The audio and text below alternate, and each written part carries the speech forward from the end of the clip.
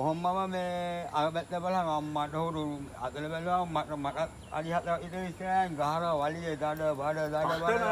ඒක මට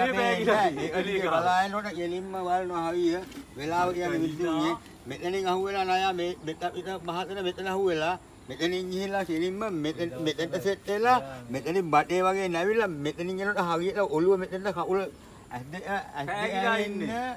නයාගේ කටත් ඇත්තට ගිහිල්ලා නයා පෑගිලා එතෙන්ට එනවා නයාට හුක්ඥාවු නෑ වලිය විතර යහලා තියෙන්නේ ගහනවා ඒක ගහනවා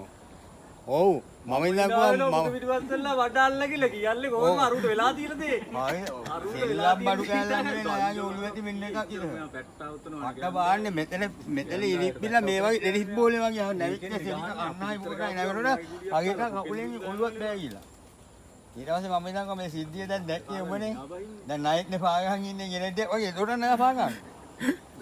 ඔය තොරන් නෑ පාගගෙන නයා ඉන්නේ කවුද ඇස්සේ දැන් අහු ඉඳන් කියන මම කිව්වා ඔබ දන්නවනේ දැන් ණය පාගන් හිටියේ අපිට උලන්න ඔබ හිතාලේ දුවපන් මේ ඔබ දුවපන් කියලා උඩ මේ විසි කිව්වා සාමාන්‍ය වෙල් 6ක් විතර කරලා මු ගිහිල්ලා ඉවරයි මු වෙල් 6ක් විතර කරලා ඉවරයි මේ මුට දුවපන් කිව්වදයි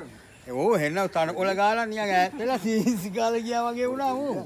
මු ගිහිල්ලා ඈතට ගිහිල්ලා ඒත් බලු කමට මු hina වෙනවා